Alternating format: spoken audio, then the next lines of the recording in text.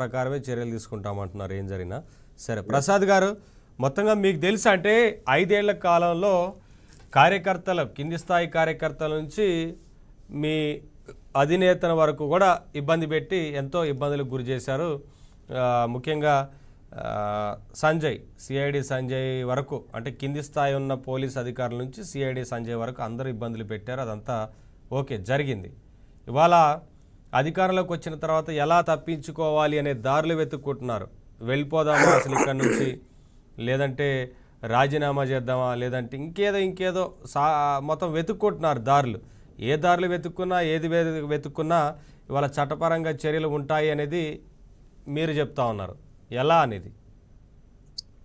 ముందుగా ప్యానెల్లో ఉన్న పెద్దలందరికీ నా హృదయపూర్వక నమస్కారాలు.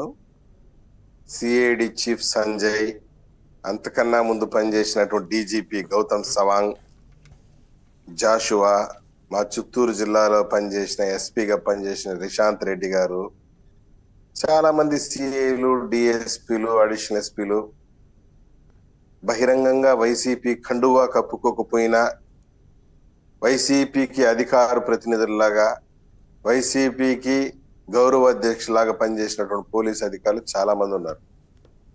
మీకు తెలుసో లేదో, చంద్రబాబు నాయుడు గారు ప్రతిపక్ష నాయకుడు హోదాలో ఉన్నప్పుడు ఆయన పైన రాళ్ళు చెప్పులు విసిరితే ఇదే డీజీపీ గౌతమ్ సవాంగ్ గారు దాన్ని నిరసన కాదు, భావ వ్యక్తీకరణ స్వేచ్ఛ అంట. Yes, very good. ఆ భావ వ్యక్తీకరణ స్వేచ్ఛ మాకెట్లా వర్తించిందో మీకు కూడా వర్తిస్తుంది కదా. నేనేమంటానంటే, చట్టం తెలియని వాడు పొరపాటు చేస్తే ఒరే వాడికి చట్టం తెలియదు అటుపడి పోనీ, లేదా పాపం పోనీ అనుకుంటాం. చట్టం తెలిసి కూడా నువ్వు అహంకారం చేసావు, తప్పు చేసావు, నిన్ను మాత్రం స్పేర్ చేయకూడదు. నిన్ను సాక్షాత్తు హైకోర్టు పిలిపించి సిఆర్పిసి 155 ఏం చెప్తుందో చదువు అని చెప్పింది. అయినప్పటికీ మీలాంటి అధికారులు మారలేదు, ప్రజల్ని వేధించారు. It is nothing but misuse of power, అధికార దుర్వినియోగం. మీకు తెలుసో లేదో, అంగళ్ళకు సాక్షాత్తు ప్రతిపక్ష నాయకుడు వస్తే ఆయన రానియకుండా పోలీసులు అడ్డుకొని ఆయన పైన రాళ్లు రువ్వి, మీరు నమ్ముతారు నమ్మరు, 500 మంది అమాయక ప్రజల పైన అటెంప్ట్ మర్డర్ కేసెస్, 307 కేసులు రిజిస్టర్ చేశారు.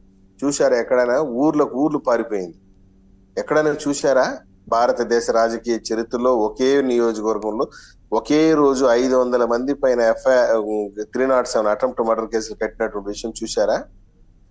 ఇవన్నీ ఒక ఎత్తు అయితే, ఐపీఎస్ ఆగడాలు భరించలేకుండా, పోలీసుల వేధింపులు భరించలేకుండా అబ్దుల్ సలాం, ఈ రోజు కూడా ఆ వీడియో చూస్తే నా కన్నీళ్ళు వస్తుంది సార్. పాపం ఒక ఆటో డ్రైవరు, పాపం పేద ఆటో డ్రైవరు, తన భార్య, తన బిడ్డలు, 10వ తరగతి చదువుతున్న బిడ్డ, ఇంకో బిడ్డని రైల్వే ట్రాక్ పైన పెట్టుకుని పోలీసు వేధింపుల వల్ల నా కుటుంబం చనిపోతా ఉంది, నేను ఏ తప్పు చేయలేదు సార్, నన్ను కాపాడండి సార్ అని చెప్పి ఒక మైనారిటీ కుటుంబం ఒక పోలీసు వేధింపు వలన సూసైడ్ చేసుకునేదంటే ఏ స్థాయిలో జరిగిందో ఒకసారి ఊహించుకోవచ్చు.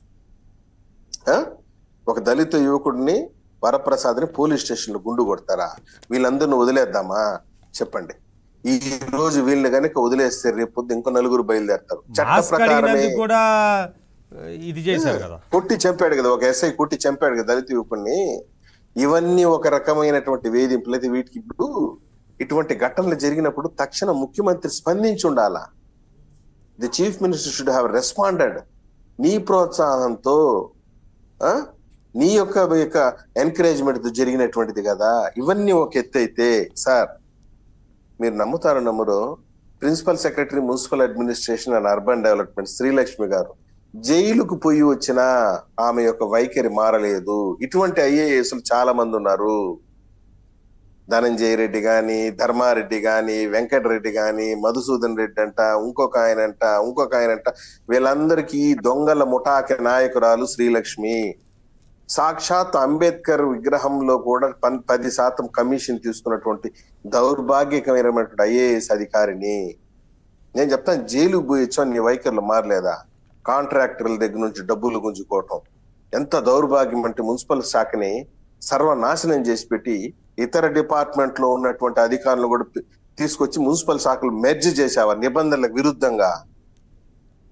మున్సిపాలిటీలో కమిషనర్లు అందుబాటులో ఉండగా వీళ్ళకి పోస్టింగ్ లేకుండా ఇతర డిపార్ట్మెంట్ లో నుండి తీసుకొచ్చి పంచాయతీ రాజ్ అంట, మీకు తెలుసో లేదు, ఇతర డిపార్ట్మెంట్ తీసుకొచ్చి మున్సిపల్ కమిషనర్లు వేస్తావా? రాజమండ్రి అర్బన్ డెవలప్మెంట్ అథారిటీగా ఒక ఎక్సైజ్ సూపరింటెండెంట్ ని తీసుకొచ్చి చేశావు అంటే నీ యొక్క అధికార దుర్వినియోగం ఎంత దారుణంగా ఉందో ఒకసారి ఊహించండి. 10% కమిషన్లు. ఒక డిఫెక్టివ్ ముఖ్యమంత్రి లాగా వ్యవహరించిన ఆమె అధికారంలోకి తెలంగాణ నుండి వచ్చింది సార్. ఆమె డిప్యుటేషన్ మీద ఎందుకు ఇక్కడ మన ఆంధ్రప్రదేశ్ ఐఏఎస్ లేరా? తెలంగాణ నుండి తీసుకొచ్చుకున్నాడు. వచ్చిన రోజు నుండి ఈ రోజు వరకు కూడా వసూళ్ల దందా, ఎలక్షన్ కోడ్ అమల్లో ఉండగా ట్రాన్స్ఫర్లు, వేధింపులు, దళిత ఉద్యోగుల్ని కక్ష సాధింపులు సర్వనాశనం చేసి పెట్టారు. ఎందులో కూడా ఈ ధనంజయ రెడ్డి గాని, ఈ శ్రీలక్ష్మి గాని, ఈ ధర్మారెడ్డి, టిటిడి ఈఓ ధర్మారెడ్డి ఏందంటే ఇండియన్ డిఫెన్స్ ఎస్టాబ్లిష్మెంట్ సర్వీస్ కేంద్ర సర్వీస్ నుండి వచ్చి ఇక్కడ టిటిడి ఈఓగా ఎవరు ఐఏఎస్ అధికారులే లేనట్టు 5 ఏళ్ళు కొనసాగుతావా? నీ డిప్యుటేషన్ పీరియడ్ అయిపోయినా మళ్ళీ కంటిన్యూషన్ తెప్పించుకుంటావా? వేరే ఒక్కరు ఐఏఎస్ లేరా? ఇంత అరాచకమా? ఇవన్నిటిని కూడా సమీక్షించాలి. వీళ్ళు చేసిన ప్రతి నిర్ణయం వెనకాల అవినీతి ఉంది, ప్రతి నిర్ణయం వెనకాల దోపిడీ దాగుంది. ఇప్పుడు సరే, ప్రభుత్వం ఇంకా పూర్తి స్థాయిలో కొలువు తీరిన తర్వాత ఏం జరిగిందనే అంశాల మీద పూర్తి స్థాయిలో విచారణకు ఆదేశించేందుకు అవకాశం ఎక్కువగా ఉందనేది చూస్తుంటే అర్థమవుతోంది. సరే రజనీ గారు, అంటే ఆ రోజు సోషల్ మీడియాలో మీకు